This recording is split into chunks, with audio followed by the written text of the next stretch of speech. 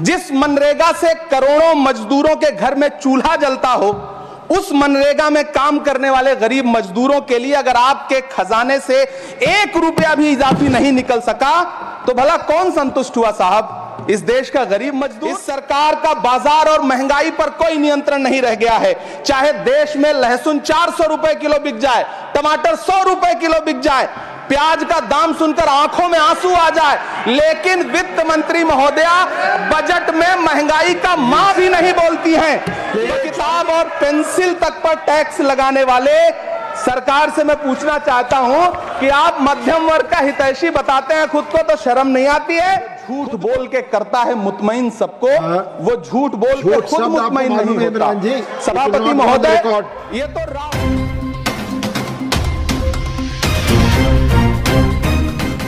इमरान प्रतापगढ़ी जी 15 minute. धन्यवाद सभापति महोदय। कभी सुदामा पांडे धूमिल जी ने कहा था कि एक आदमी रोटी बेलता है, एक आदमी रोटी खाता है, एक तीसरा आदमी भी है जो न रोटी बेलता है न रोटी खाता है, वो सिर्फ रोटी से खेलता है। वो तीसरा आदमी कौन है? मेरे देश की संसद मौन है।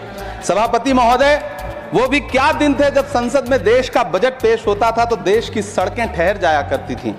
रेल बजट पेश होता था तो लोगों की उम्मीदें रेल के डिब्बों की तरह पटरियों पर दौड़ने लगती थीं। पूरा देश धड़कने रोक करके वित्त मंत्री और रेल मंत्री को सुना करता था। अफसोस, अब बजट पेश हो जाता है, मीडिया चैनल सरकार का महिमा मंडन करते हैं और बेचारी जनता बजट के आंकड़ों के शब्द जाल में उलझी हुई महीनों बाद समझ पाती है कि उसका तो फिर से कट गया। सभापति महोदय, पिछले 2 साल अमृतकालीन बजट पेश किए गए और इस बार एक नई शब्दावली गढ़ी गई है, तुष्टीकरण बनाम संतुष्टीकरण का बजट। सभापति महोदय, सुनने में कितना अलंकारिक लगता है ये शब्द। सोच रहा हूं देश की वित्त मंत्री और प्रधानमंत्री जी से पूछूं कि आखिर किसकी संतुष्टि? जिस बजट में मनरेगा के लिए 1 रुपए की बढ़ोतरी ना हो, वही पुराना 86,000 करोड़, जबकि पहले ही 9,754 करोड़ का घाटा हो। जिस मनरेगा से करोड़ों मजदूरों के घर में चूल्हा जलता हो, उस मनरेगा में काम करने वाले गरीब मजदूरों के लिए अगर आपके खजाने से 1 रुपया भी इजाफी नहीं निकल सका तो भला कौन संतुष्ट हुआ साहब? इस देश का गरीब मजदूर या आपके उद्योगपति दोस्त? वो जो महाराष्ट्र में लोकसभा और विधानसभा के बीच में 40 लाख मतदाता बढ़ाए गए थे, अरे उन्हीं के लिए मनरेगा का थोड़ा सा बजट बढ़ा देते। क्या उसमें मनरेगा का एक भी मजदूर नहीं था 40 लाख लोगों में? सारे के सारे 12 लाख की छूट वाले से आगे के लोग थे। सभापति महोदय, कल जब वित्त मंत्री जी देश की संसद में भाषण दे रही थी तो वहां मुंबई में कोई गरीब इंसान जब अपनी जेब टटोल करके अपनी मोटरसाइकिल में 1 लीटर पेट्रोल भरवा रहा था तो उस पेट्रोल की कीमत थी 103 रुपया प्रति लीटर। आखिर इतना महंगा पेट्रोल डीजल खरीद के कौन संतुष्ट हो रहा है? इस देश के गरीब लोग या फिर सरकार के चहेते धन्ना सेठ? सभापति महोदय, वित्त मंत्री जी इस बजट को मध्यम वर्ग को संतुष्ट करने वाला बजट बता रही हैं। अरे मैडम, हम आप यहां पर बैठे रहते हैं और वहां बाहर इसी दिल्ली में 1 लीटर दूध, चाहे वो अमूल का हो या फिर मदर डेयरी का हो, उसकी कीमत 73 रुपए लीटर है। इतना महंगा बेच करके कौन संतुष्ट हो रहा है? गरीब जनता या आपके धन्ना सेठ दोस्त? सभापति महोदय, इस सरकार का बाजार और महंगाई पर कोई नियंत्रण नहीं रह गया है। चाहे देश में लहसुन 400 रुपए किलो बिक जाए, टमाटर 100 रुपए किलो बिक जाए, प्याज का दाम सुनकर आंखों में आंसू आ जाए, लेकिन वित्त मंत्री महोदया बजट में महंगाई का मां भी नहीं बोलती हैं। बच्चों की किताब और पेंसिल तक पर टैक्स लगाने वाले सरकार से मैं पूछना चाहता हूं कि आप मध्यम वर्ग का हितैषी बताते हैं खुद को, तो शर्म नहीं आती है? खुद को धार्मिक कहने वाली सरकार भगवान श्री कृष्ण के प्रिय खाद्य पदार्थों दही और मक्खन तक पर जीएसटी लगाती है और बात करती है मध्यम वर्ग की हिमायती होने की। जिंदा रहते हुए जनता से हर चीज पर टैक्स वसूलने वाली यह सरकार कम से कम मरने पर तो लोगों को बख्श देती, लेकिन नहीं, वहां भी लूटना है। अंतिम संस्कार के सामान, अगरबत्ती, धूप बत्ती, केवड़ा जल, चंदन पाउडर, जौ, बताशा, काला तिल, पंचरत्न, कपूर और कफन तक पर टैक्स लेने वाली यह सरकार किस मुंह से खुद को मध्यम वर्ग का हितैषी बताती है? कौन सी संतुष्टि, किसकी संतुष्टि? कदम कदम पर टैक्स देकर लूटने वाली जनता की, या फिर जनता से टैक्स वसूल करके धन्ना सेठों का खजाना भरने वाली सरकार की? किसकी संतुष्टि? सभापति महोदय, 18 अगस्त 2015 आरा का, बिहार का ऐतिहासिक मैदान, सजा हुआ मंच, हजारों की भीड़ और सामने खड़े हुए देश के प्रधानमंत्री का भाषण। बिहार के भाइयों बहनों, आज मैं बिहार के लिए पैकेज की घोषणा कर रहा हूं। 50,000 करोड़ कर दूं कि ज्यादा कर दूं? अखिलेश भाई, 60,000 करोड़ कर दूं कि ज्यादा कर दूं? 70,000 करोड़ कर दूं कि ज्यादा कर दूं? 80,000 करोड़ कर दूं कि ज्यादा कर दूं? चलो, मैं बिहार को 1.25 लाख करोड़ का पैकेज दे रहा हूं। 10 साल हो गए सभापति महोदय, वही ढाक के 3 पात। बिहार आज भी विकास की बाट जोह रहा है। भाषण आज भी प्रधानमंत्री जी के यूट्यूब चैनल पर सुना जा सकता है। जो झूठ बोल के करता है मुतमईन सबको, वो झूठ बोल के खुद मुतमईन नहीं होता।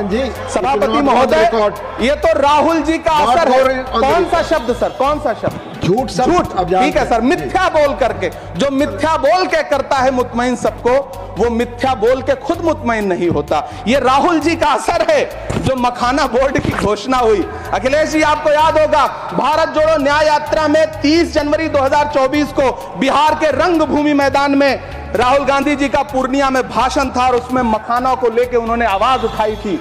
यह उनका असर है कि आपको मखाना बोर्ड बनाना पड़ा, वरना तो आप मैखाना बोर्ड बनाने वाले लोग हैं। सभापति महोदय, बिहार को झूठे पैकेज और चुनावी दिलासे देना बंद करिए। आज भी जब कोसी में बाढ़ आती है तो पूरा सीमांचल बर्बाद हो जाता है। मैंने उस तबाही को अपनी आंखों से देखा है। 2016-17 की बाढ़ में अपने इन्हीं हाथों से राहत सामग्री बांटी है मैंने। अगर सच में बिहार के लिए कुछ करना चाहते हैं तो बिहार को बाढ़ से बचाने का प्रबंध करिए। पूर्णिया एयरपोर्ट 10 साल से बाट जो रहा है, घोषणा 2014 में हुई, बन के आज तक तैयार नहीं हुआ। अलीगढ़ मुस्लिम विश्वविद्यालय का किशनगंज सेंटर बजट के अभाव में दम तोड़ता जा रहा है। मैंने पिछले बजट सत्र में भी आवाज उठाई थी। आज फिर वित्त मंत्री जी से अनुरोध करना चाहता हूं, दामन फैला करके, कि अलीगढ़ मुस्लिम विश्वविद्यालय का किशनगंज सेंटर बन जाने दीजिए। आखिर कौन सी नफरत है? यह मुल्क हमारा भी है। इस मुल्क की मिट्टी में हमारा भी खून पसीना शामिल है। हमसे इतनी भी क्या नफरत? रिश्तों की ये नाजुक डोरें तोड़ी थोड़ी जाती हैं। अपनी आंखें दुखती हो तो फोड़ी थोड़ी जाती हैं। सभापति महोदय, अल्पसंख्यक मंत्रालय का बजट काटकर मौलाना आजाद नेशनल फेलोशिप बंद कर देना, प्री मैट्रिक स्कॉलरशिप बंद कर देना, नई मंजिल योजना बंद करना, धरोहर योजना बंद करना। 2024-25 के बजट में माइनॉरिटी मिनिस्ट्री के लिए 3,183 करोड़ रुपए की घोषणा हुई, लेकिन देश को हैरत होगी कि बाद में समीक्षा करके लगभग आधा कर दिया गया, 1,868 करोड़ रुपए। मैं तो सरकार से पूछना है कि कौन संतुष्ट हुआ? इस देश का अल्पसंख्यक संतुष्ट हुआ है या आप संतुष्ट हुए? किसका संतुष्टिकरण?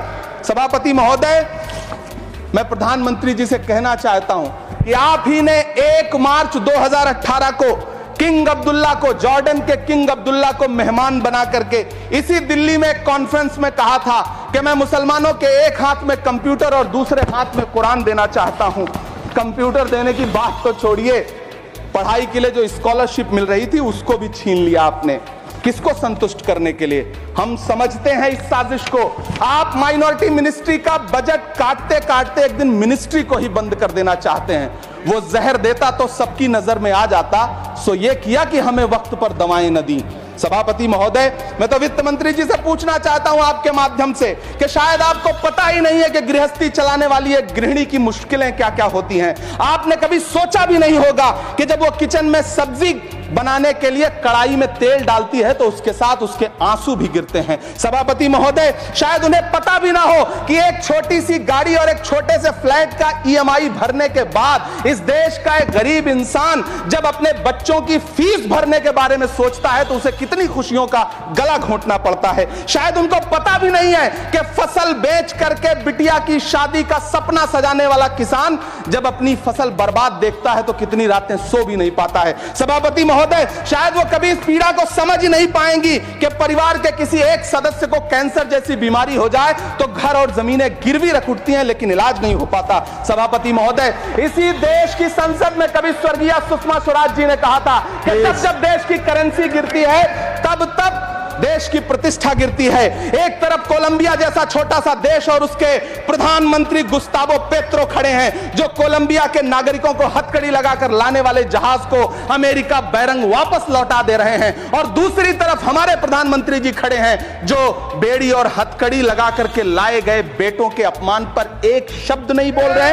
सभापति महोदय, मैं इतिहास के पन्ने पलट रहा हूं, मुझे दो किरदार याद आ रहे हैं। एक तरफ निक्सन के 7वें बेड़े की धमकियों के सामने लोहे की तरह अडिग इंदिरा गांधी खड़ी हैं, तो दूसरी तरफ खुद ही नमस्ते ट्रंप का नारा लगाते हुए प्रधानमंत्री जी खड़े हैं। मेरे कानों में सुषमा स्वराज जी की आवाज गूंज रही है। बहुत कम बोलने वाले डॉक्टर मनमोहन सिंह ने बहुत ज्यादा बोलने वाले प्रधानमंत्री जी को जब देश की बागडोर सौंपी थी तो $1.58 का था, आज 85 से 87 के बीच में झूल रहा है। इन दिनों रुपए की अहमियत गिरती है तो न तो देश की प्रतिष्ठा गिरती है, ना प्रधानमंत्री की गरिमा। जिस देश में 80 करोड़ लोगों को 5 किलो राशन के लिए कतारों में लगना पड़ता हो, उस देश में यह सरकार 12 लाख तक के टैक्स न लेने के लिए अपनी पीठ थपथपा रही है। हुकूमत इस कदर आवाम पर एहसान करती है, ये आंखें छीनती है और चश्मे दान करती है। सभापति महोदय, महाराष्ट्र का भिवंडी हो, मालेगांव हो, इचलकरंजी हो, यूपी का बनारस हो, मुआयमा हो, मुबारकपुर हो, रांची का छोटा नागपुर हो, बिहार का भागलपुर हो, हर जगह बुनकरों की उम्मीदें तोड़ रही हैं लेकिन इस सरकार के पास उनके लिए कुछ भी नहीं है। मुरादाबाद का पीतल उद्योग, कानपुर का चमड़ा उद्योग, सहारनपुर का लकड़ी उद्योग, फिरोजाबाद का चूड़ी उद्योग, अलीगढ़ का ताला उद्योग, सब सरकारी प्लानिंग से तबाह हो रहे हैं। इन तमाम के बीच सरकारी सपोर्ट से बस एक उद्योग फल फूल रहा है, नोएडा का नफरत उद्योग। सभापति महोदय, जिस देश में 40 से 45% मेडिकल फैकल्टी की सीट खाली हो, वहां बजट में 75,000 नए मेडिकल सीट्स का ऐलान हो रहा है। सरकार बहादुर, कम से कम इस देश के पढ़े लिखे युवाओं को तो मूर्ख समझना बंद करिए। वो अब तिजारती पहलू निकाल लेता है। पहले 7500 मेडिकल सीट्स बाद में बनाइएगा, पहले जो एम्स में 2161 पद खाली पड़े हैं उनको तो भर दीजिए। वो अब तिजारती पहलू निकाल लेता है, मैं कुछ कहूं तो तराजू निकाल लेता है। मैं इसलिए भी तेरे फन की कद्र करता हूं तो झूठ बोल के आंसू निकाल लेता है। सभापति महोदय, फिर झूठ आया है, मैं उसे मिथ्या कर दे रहा हूं। शायरी में बार बार आ जाता है, क्या करूं महोदय।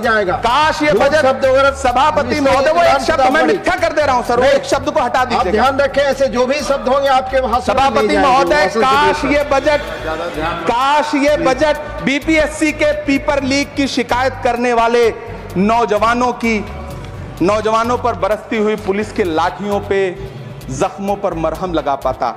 सभापति महोदय, पिछले 80 दिन से 70 साल का एक बुजुर्ग एमएसपी की लीगल गारंटी मांगता हुआ आमरण अनशन पे बैठा हुआ है। काश ये बजट किसान नेता जगजीत डल्लेवाल की टूटती हुई सांसों की पीड़ा सुन पाता। काश ये बजट प्रतियोगी परीक्षाओं की तैयारी के लिए दिल्ली, कोटा, पटना, अहमदाबाद जैसे शहरों में, इलाहाबाद जैसे शहरों में किताबों के साथ गल रहे युवाओं के सपनों को जिंदगी दे पाता। काश ये बजट वंदे भारत के सुनहरे विजुअल के बजाय देश की गरीब जनता को कुछ और पैसेंजर ट्रेनें दे पाता। काश ये बजट सीनियर सिटीजन को ट्रेन टिकटों में मिलने वाली रियायतें वापस लौटा पाता जिनको सरकार ने कोविड के नाम पे छीन लिया था। काश ये बजट किसानों की राह में कीले नहीं बल्कि कालीन बिछाने वाला बन पाता। काश ये बजट सरकारी मालिकों को यह समझा पाता कि नेहरू को कोसने से अर्थव्यवस्था नहीं सुधरेगी, उसके लिए डॉक्टर मनमोहन सिंह साहब की अर्थ नीति अपनानी पड़ेगी। पिछले 11 साल से नेहरू जी को कोस रहे हैं, आखिर कब तक कोसिएगा? थोड़ा पंडित नेहरू जी के बारे में पढ़िए, तब पता चले कि पंडित नेहरू की शख्सियत का नाम है। दुनिया का पहला ऐसा राजनेता जिसने अपनी जिंदगी की आजादी के लिए, देश की आजादी के लिए 3259 दिन अंग्रेजों की जेल में बिताए। पंडित नेहरू एक ऐसे महान शख्स जिनके पिता पंडित मोतीलाल नेहरू, जिनकी बहन विजय लक्ष्मी पंडित, जिनके बहनोई पंडित रंजीत सीताराम, जिनकी बेटी इंदिरा गांधी, जिनके दामाद फिरोज गांधी, सब ने अंग्रेजों से लड़ते हुए स्वतंत्रता आंदोलन में जेल काटी। आप किस मुंह से उनकी लकीर छोटी करने की बात करते हैं? नहीं कर पाइएगा, 7 जन्मों में नहीं कर पाइएगा, क्योंकि जिस्म की मौत कोई मौत नहीं होती है। जिस्म मिट जाने से इंसान नहीं मर जाते, धड़कने रुकने से अरमान नहीं मर जाते, सांसें थम जाने से ऐलान नहीं मर जाते।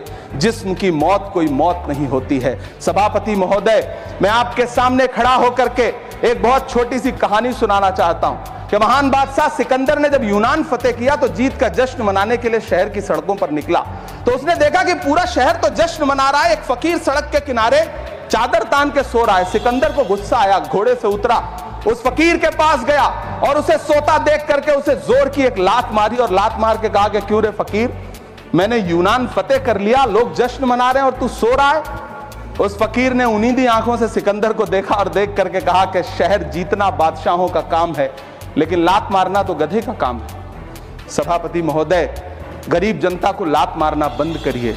ये अमीरों के लिए बनाया गया बजट है, ये निराशाजनक बजट है। हम अमृतकाल सुनते आ रहे थे, ये अमृतकाल इतनी जल्दी समाप्त हो गया कि अब अमृतकाल का कोई नाम तक नहीं लेना चाहता है। इसलिए मैं इस सदन में खड़ा होकर के देश की वित्त मंत्री महोदया से कहना चाहता हूं कि आपने अल्पसंख्यकों के बजट में जो कटौती की है उसको बहाल करिए। आपने मनरेगा को जो स्थिर रखा है उसका घाटा 9,754 करोड़ है, कम से कम उतना बढ़ा करके फिर से उसे बहाल करिए। नौजवानों के लिए रोजगार दीजिए, किसानों को एमएसपी की लीगल गारंटी दीजिए। यही मैं आपसे अपील कर रहा हूं। धन्यवाद सर, आपने इतना जो समय दिया उसके लिए शुक्रिया।